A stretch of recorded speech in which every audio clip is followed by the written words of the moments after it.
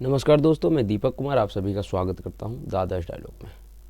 दोस्तों, क्या इस देश के उन तथाकथित किसान नेताओं का जो किसानों के आड़ में किसानों का भेष धारण करके, यानी कहे तो किसानों की खाल में एक भेड़िया छुपी हुई थी, वो उनकी अपनी असली रूप बाहर आने लगी है? जी हाँ दोस्तों, आप याद कीजिए 2020 का वो दौर, जिस टाइम पे इस देश में किसानों के नाम पे किस तरह की अराजकता फैलाया गया, किस तरह का माहौल बनाया गया, किस तरह से इस देश को बदनाम किया गया है अंतर्राष्ट्रीय स्तर पे। और उस आंदोलन का जो भी मुख्य चेहरा था, आप उन सबका आज का परिस्थिति और उस आंदोलन से पहले की परिस्थिति को देखिए, आपको समझ में आ जाएगा कि वो कौन लोग हैं। वो पूर्ण रूप से किसानों के यानी कि खाल में छिपे हुए वो रंगीन सियार की तरह उनका पूरा जीवन है, जो गलती से किसी रंग में गिर जाने के बाद वो रंगीन सियार बन जाते हैं तो लोग उनको समझता है कि ये कोई नई जानवर है, जबकि उनकी औकात कभी न कभी पता लग ही जाती है, उनकी सच्चाई बाहर आ ही जाती है। वही परिस्थिति आज इस देश में है कि उन तमाम तथाकथित किसान नेताओं की असली स्वरूप बाहर आने लगा है। दोस्तों, जिस टाइम यह अराजकता चल रहा था इस देश में, उस टाइम भी बहुत से ऐसे लोग हैं जो कह रहे थे कि ये आंदोलन किसी किसानों के लिए नहीं है, इस आंदोलन के किसानों से कोई लेना देना नहीं, ये सिर्फ और सिर्फ कुछ राजनीतिक दलों के द्वारा करवाया जा रहा है, ये आंदोलन है। और ये सिर्फ और सिर्फ भारतीय जनता पार्टी के खिलाफ ही आंदोलन करवाया जा रहा है और इसका किसानों से कोई लेना देना नहीं है।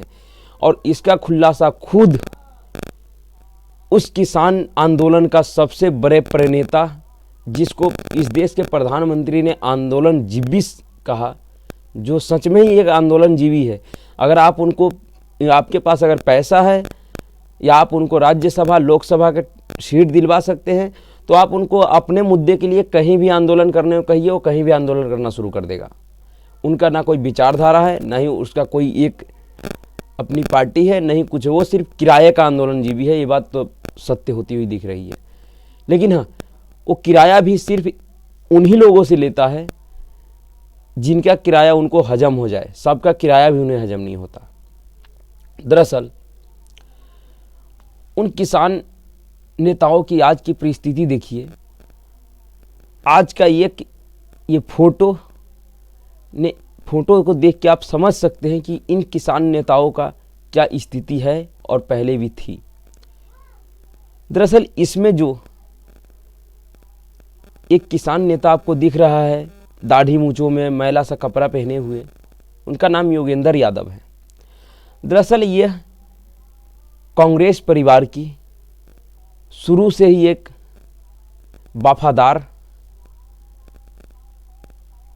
कर्तव्यनिष्ठ सदस्य के रूप में रहा है।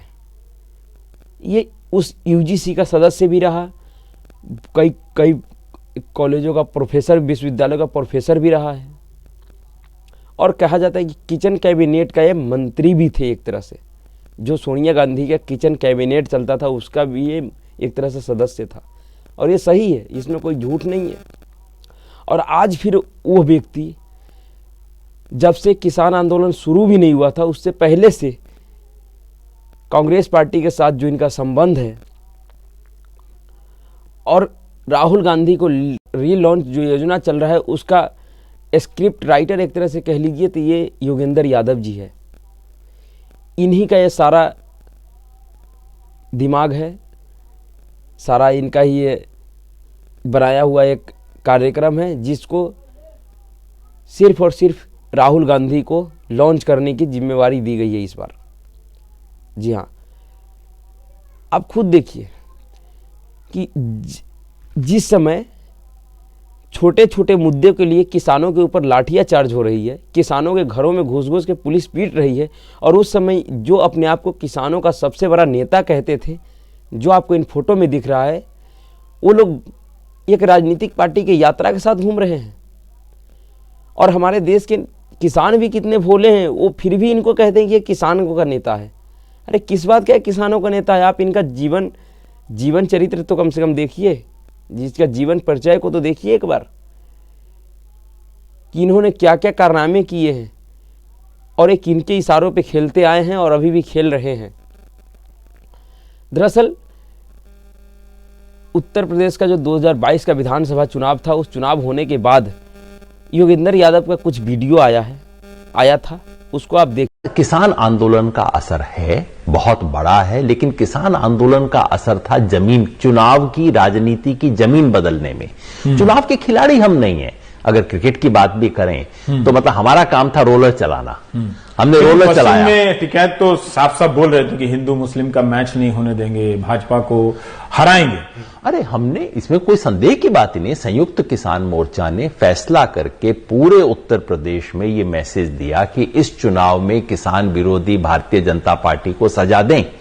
इसमें कोई संदेह नहीं है। जो राकेश जी कह रहे थे, हम लोग गए थे, हम लोग पूरे उत्तर प्रदेश में घूमे हैं, लेकिन ये याद रखिए, रोलर चलाया हमने, और रोलर चलाया इसलिए कि फास्ट बॉलर को मदद मिले, सीमर को, लेकिन बॉलिंग करना हमारा काम नहीं था, बैटिंग करना हमारा काम नहीं था। ऐसा ना कि बैट्समैन को मदद मिल जाए।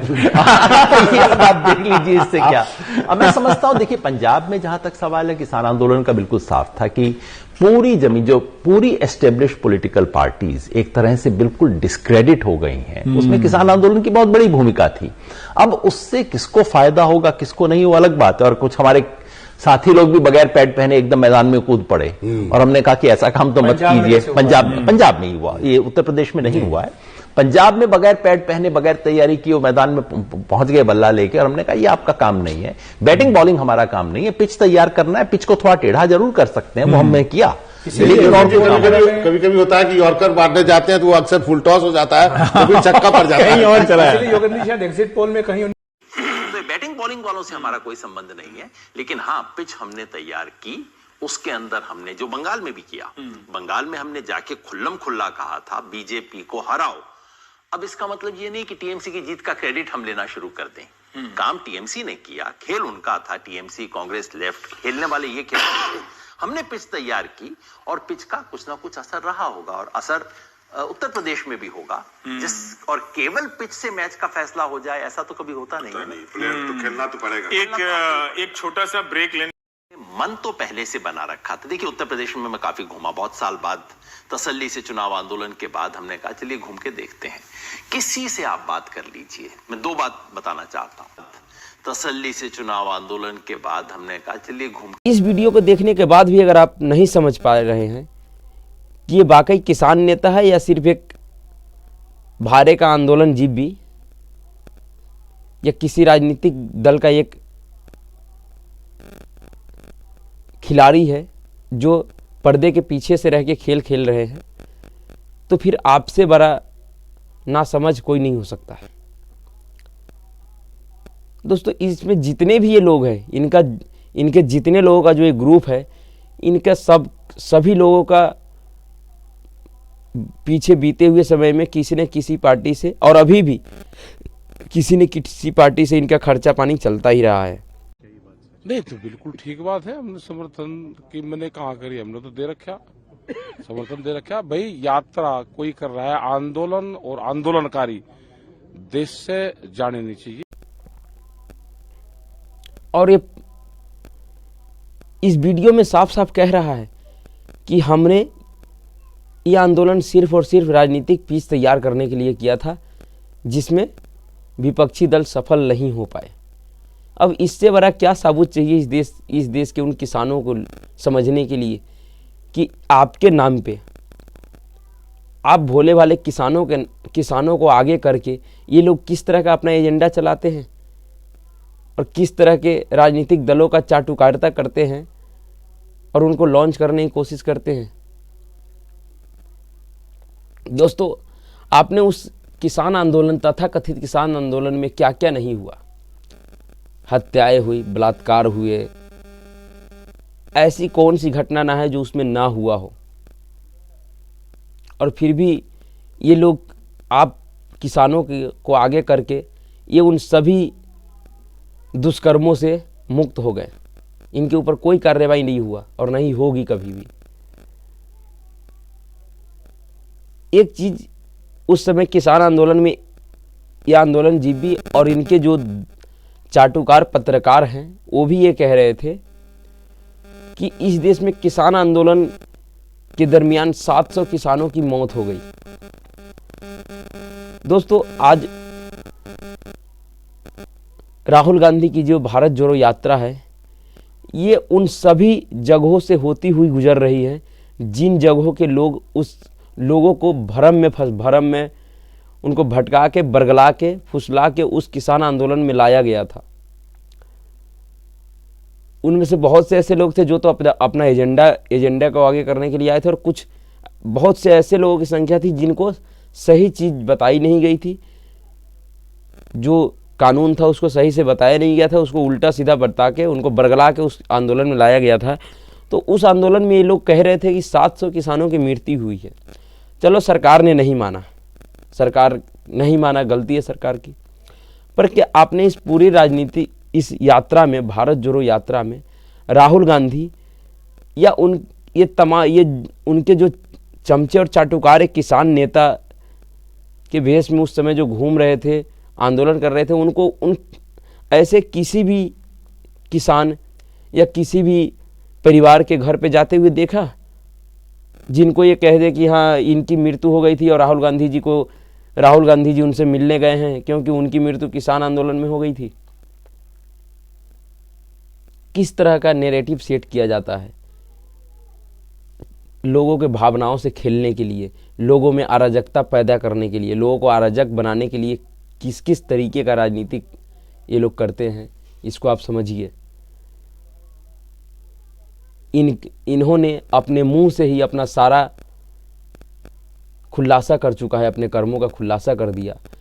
तो अभी भी आप समझिए कि ये जितने भी लोग हैं कोई किसान नेता नहीं है, ये आपके लिए नहीं लड़ रहा है। अगर आपके लिए लड़ रहा होता तो आज ये बक्सर में जरूर आता। क्या इसमें से कोई भी एक आंदोलन जीवी, कोई भी किसान जो अपने आप को तथाकथित किसान नेता कहता है, कोई बक्सर गया? जिन किसानों के ऊपर लाठियां चली, उनको घरों में घुस घुस के पीटा गया? नहीं गया।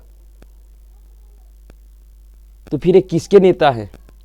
कौन से किसान का नेता है? आज यूरिया किसानों को नहीं मिल पा रही, यूरिया लेने में बहुत सी परेशानी हो रही है। आपको कोई किसान संगठन आपको यूरिया दिलवाने में मदद किया? क्यों नहीं किया? आपका फसल खराब हो जाता है, कोई किसान संगठन के कोई भी पदाधिकारी नेता आपके गांव मोहल्ले में आते हैं आपको सहायता दिलवाने के लिए? अभी राजस्थान में खराब फसल के लिए 2-2, 3-3, 4-4 रुपये का फसल बीमा का राशि बांटी गई है। आप इनमें से किसी भी किसान नेताओं का बयान सुना? ये 2-2, 3-3, 4-4 रुपये का किस तरह का ये फसल बीमा है, मुआवजा बांटा जा रहा है? ये नहीं बोलेंगे क्योंकि इनका किसानों से कोई लेना देना नहीं है। इस बात को समझना चाहिए। ये किसानों के लिए नहीं, ये सिर्फ अपने एजेंडे के लिए, अपने हित को आगे करने के लिए, किसी कुर्सी की लालच में, कि कोई सीट के लालच में, कोई इसी तरह के यूजीसी के सदस्य बनने के लालच में, तो किसी विश्वविद्यालय के प्रोफेसर बनने के लालच में, ये लोग सिर्फ लालची इंसान हैं। अपने लालच को शांत करने के लिए किसी न किसी राजनीतिक दल के पूंछ पकड़ के शुरू से चल रहे हैं। इससे ज़्यादा इनका कुछ भी नहीं है।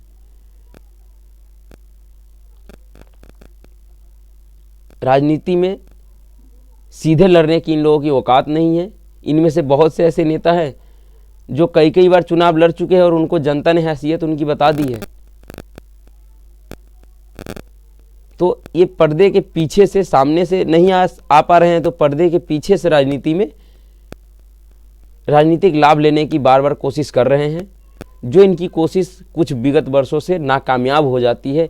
इसलिए सब लोग कभी किसानों की आड़ में, तो कभी मजदूरों के आड़ में, तो कभी विद्यार्थियों के आड़ में, तो कभी किसी चीज़ को आगे करके ये जिस तरह का माहौल बनता है उसका खाल ओढ़ के ये आ जाते हैं आगे कि हम इनके नेता हैं।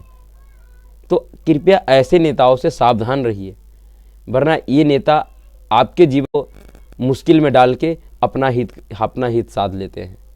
कृपया इनसे बचिए, ऐसे नेताओं को पहचानिए जब तक ऐसे नेताओं को आप नहीं पहचानिएगा, ये नेता इसी तरह से आपको इस्तेमाल करेंगे सिर्फ अपने हित के लिए, और फिर आपको छोड़ देंगे। आपका क्या हुआ नहीं हुआ इससे कोई मतलब नहीं।